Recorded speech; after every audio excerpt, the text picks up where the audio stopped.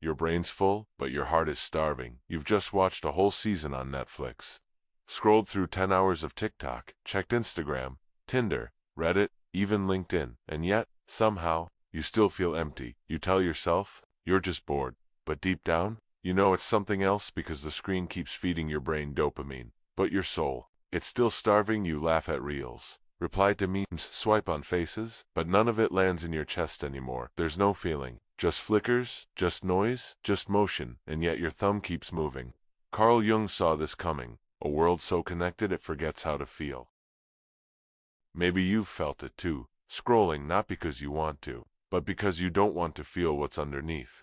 You tell yourself it's just a habit, just a way to relax, but deep down, you know you're avoiding something. I remember nights when I'd open my phone just to check one thing, and suddenly, 2 hours had passed.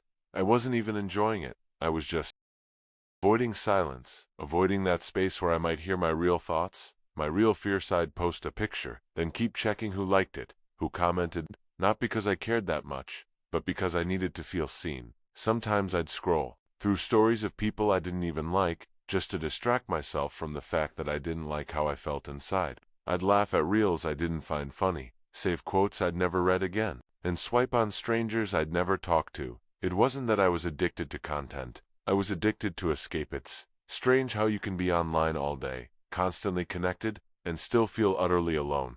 You wake up and your hand reaches for the phone before your mind even turns on. It's like reflex, like muscle memory, and the apps know it too. Instagram, TikTok, Facebook, Reddit, even YouTube, they're designed to hijack your dopamine, to make you feel like something's always happening, even when nothing truly is. But the more I scrolled, the more empty I felt. The stimulation was high, but the meaning was gone, like eating junk food when your body's starving for nutrients. My soul was starving for depth, but I was feeding it pixels and noise. I thought I was relaxing, but really, I was disconnecting, not from the world, but from myself. Carl Jung once said, people will do anything, no matter how absurd, to avoid facing their own soul, and I saw myself in that truth. I wasn't just avoiding pain, I was avoiding presence. I was afraid of sitting with my own silence, of feeling what I'd buried under all that scrolling. And the worst part, I didn't even realize it. I thought I was just keeping up, just relaxing, but really, I was drifting further from who I was, and closer to who the algorithm wanted me to be. Maybe you've been there too. You think you've moved on, but your body knows you haven't. You tell yourself that breakup didn't hit that hard, that the job rejection wasn't personal, that your childhood wasn't that bad, but your body remembers. It always does. It's in the way your shoulders tense up every time a notification sounds like theirs. It's in the way your stomach tightens when you're about to post something online, wondering if they'll see it, wondering if anyone will. It's in the way you check your phone right after waking up, not to connect, but to distract, to drown out a silence that feels way too loud. You laugh at the memes. You heart the stories. You scroll through highlights of people's lives, while feeling like yours is paused, and yet, your chest feels heavy, your breath feels shallow, your jaw clenched like you're holding back something you never gave yourself permission to feel. This isn't just stress, this is storage.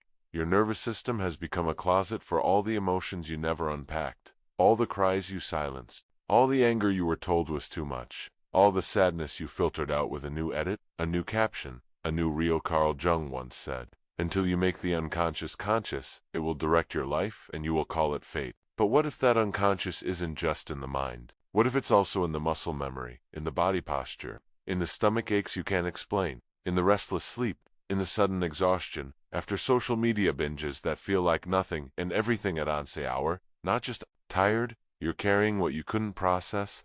The world taught you to move on fast, to stay online, to stay visible, so you keep showing up on stories, on feeds, on timelines, even when deep down, you feel invisible to yourself. Post your best photos on Instagram and anxiously track the likes, not because you're vain, but because you've been conditioned to chase tiny drops of validation, like little hits of dopamine, hoping one of them might finally land in the part of you that still feels abandoned. You replay TikToks with people, venting the exact pain you're numbing. You don't comment, you just save it, because deep down, you know, that's me. But you're still not ready to say it out loud. You weren't born emotionally disconnected, but when you learned that feeling too much made people uncomfortable, you started hiding it, tucking it into your spine, your gut, your silence, until One day you looked in the mirror and couldn't tell the difference between peace and shutdown, and this, Jung would say, is the cost of turning feeling into function, of mistaking productivity for healing, of confusing stimulation with intimacy. Our body becomes a cemetery for everything our mind refuses to grieve, but this isn't the end. This is the beginning of remembering, of tracing the ache, not as weakness, but as a signal, maybe the first honest signal you've heard in a long time. So, before we move forward, pause and ask, not just what am I doing with my life, but what has my body been carrying for me while I was too busy performing? There's this strange thing I started noticing. It wasn't just that I was scrolling TikTok or Instagram when I was bored, it was that I couldn't stop even when I wasn't enjoying it. I'd go from app to app, Facebook, Reddit, Pinterest, YouTube Shorts, not because I wanted to, but because I didn't know how to sit still with myself. And it hit me one night, around 1 a.m., I wasn't entertained. I wasn't learning anything. I wasn't even smiling. I was just scrolling, like it was the only thing keeping me from sinking. Carl Jung once said, "People will do anything, no matter how absurd, to avoid facing their own soul." That quote landed hard, because that's what it felt like, scrolling not for fun, but to avoid a silence that was starting to scream. The phone became this buffer, this shield between me and emotions I wasn't ready to face. And the more I scrolled, the more I disconnected, not just from the world, but from myself. It's not just boredom, it's survival. When you're emotionally numb, scrolling gives the illusion of movement, of engagement, of aliveness. A flicker of dopamine here, a quick laugh there, just enough to convince your brain you're still here, still reacting, still human. But the truth is that endless scroll is often a symptom, not a choice, a symptom of emotional starvation, of unreleased grief, of lives that have become so overstimulated we need to keep swiping just to avoid shutting down. We don't scroll because we're lazy, we scroll because we're avoiding a confrontation with ourselves, with the pain we've buried, with the questions we don't want to ask. And maybe that's why, when the phone finally dies or the screen goes black, it's not relief we feel, it's panic. Because now, there's nothing left between us and the silence we've been running from. This isn't about deleting your apps, it's about understanding why we cling to them. Because until we do, the scroll won't stop. Not because it's entertaining, but because it's helping us escape something we haven't named yet. There was a moment I still remember clearly, a night when the apartment was silent. No Netflix playing in the background, no messages lighting up my phone, just silence in me. And suddenly I realized how uncomfortable I was in that silence. Like I didn't know how to be alone without being entertained. I picked up my phone almost out of instinct, swiped through Instagram, watched random YouTube clips, even opened DoorDash just to feel like something was moving. But nothing landed, nothing touched anything inside me, and I finally paused, not because I wanted to, but because even the scrolling felt tired. That pause hit deeper than I expected, because it showed me something I'd been running from. The truth that the noise wasn't filling me, it was distracting me. All the dopamine hits, all the stimulation, they weren't satisfying anything real. They were just numbing a pain I didn't know how to face. Carl Jung once said, "People will do anything, no matter how absurd, to avoid facing their own souls." And I felt that, not in theory, but in the pit of my chest. The endless motion wasn't a habit anymore, it had become a shield. Every flick of the screen, every short video, every quick message, it was all armor, protecting me from something I couldn't even name. But in that stillness, it started to surface.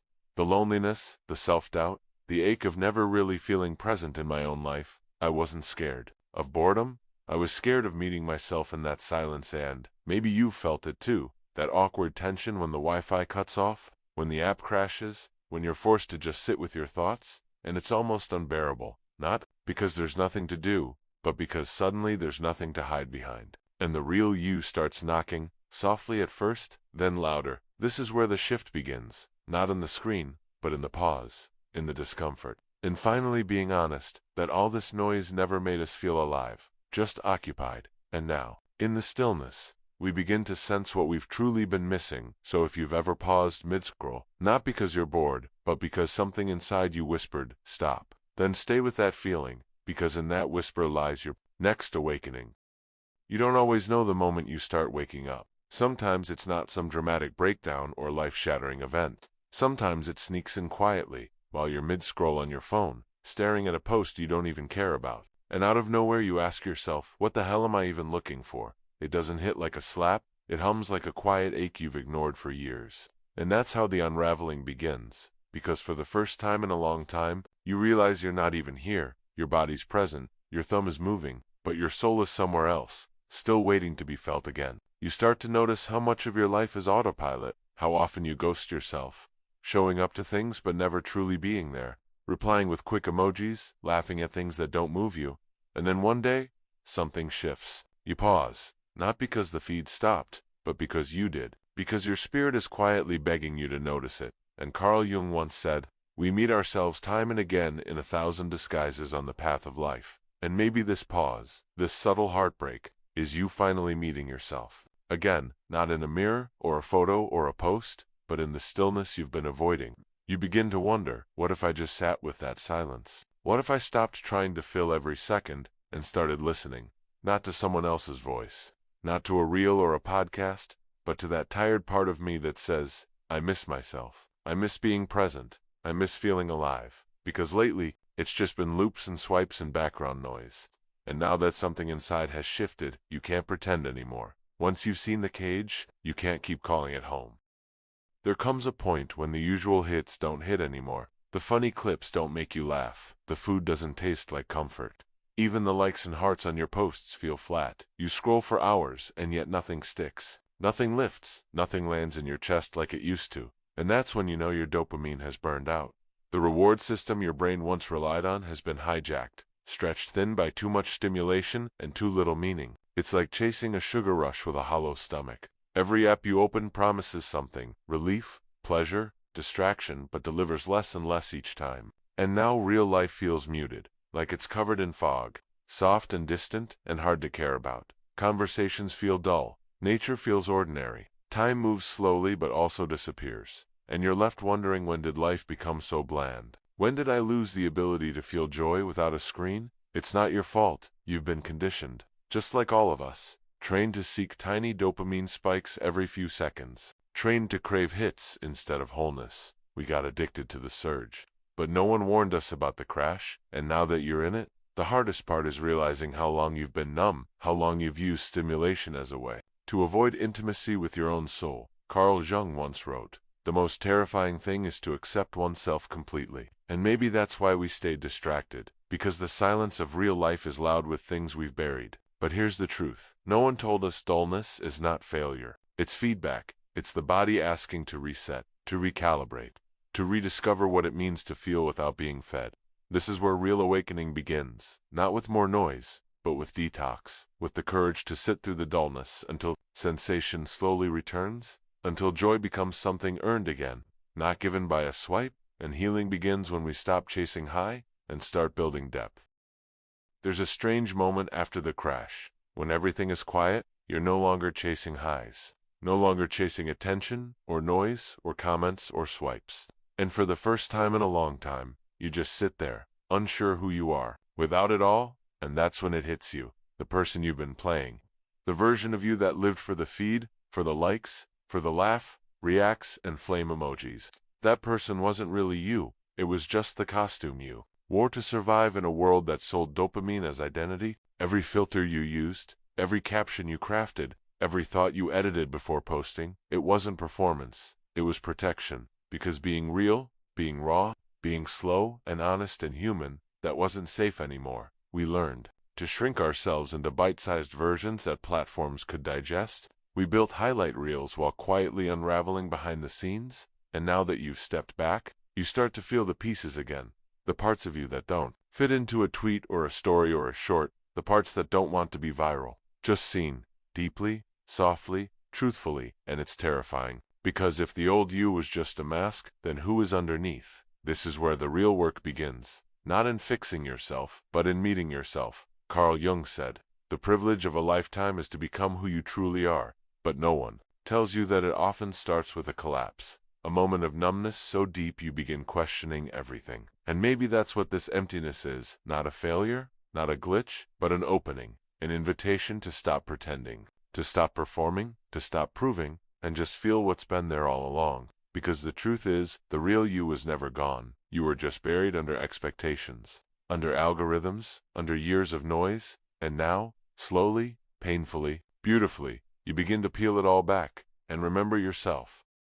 You've been taught that to be strong means to push through, to keep going even when it hurts, to stay productive, visible, efficient, presentable.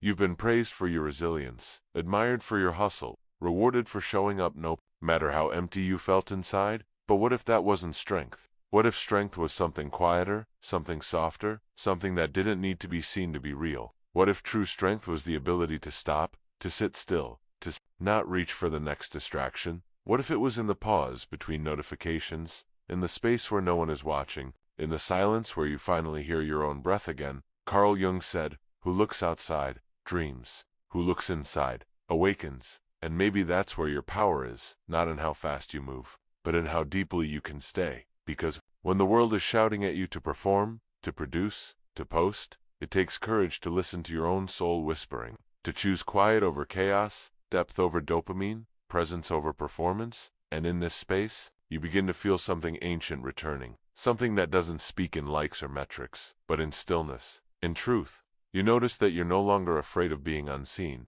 that being misunderstood doesn't shake you like it used to, because you're no longer measuring your worth by how loud you are, but by how real you feel. And maybe, just maybe, stillness is not weakness, it's a rebellion. It's how you reclaim your life from the noise, how you become more than a reaction, more than a scroll, more than a product of algorithms. Maybe this is where you begin again, not louder, but truer, not faster, but fuller, not more visible, but more alive. You thought you were broken? You thought you'd lost yourself somewhere between the endless feeds and notifications, between forced smiles and selfies, and the silence that followed when no one messaged back. You thought the numbness meant you had nothing left inside, like something precious had been drained, and you'd never get it back. But here's the truth. Your soul was never offline. It was just buried beneath the noise, beneath the pressure to always be on, always be seen, always be available. You didn't disappear. You adapted. You created masks to survive a world that asked for performance instead of presence, filters instead of feeling. And now, as you sit with that emptiness, as you start noticing the ache beneath the distractions, that's not a flaw. That's the signal. Your soul isn't gone. It's whispering. It's asking if you're ready to come home. And maybe for the first time in years, you're beginning to listen. Carl Jung believed that every crisis of meaning is actually a calling, a moment when the self demands to be seen again. Not through likes or shares, but through raw attention, through silence, through depth. And that ache you feel, it's not failure. It's the part of you that remembers who you were before the algorithms, before the dopamine loops, before the need to be everything for everyone. You are not broken, you are waking up. And no, it's not glamorous. It doesn't come with a glope or a viral quote. It comes quietly, like a breath after drowning, like a moment of stillness in a world that's spinning too fast. Your soul never logged off. It just waited, patiently, for the noise to fade. And now that you're here, now that you're finally listening, maybe it's time to ask not what the world wants from you, but what your soul has been waiting to say all along.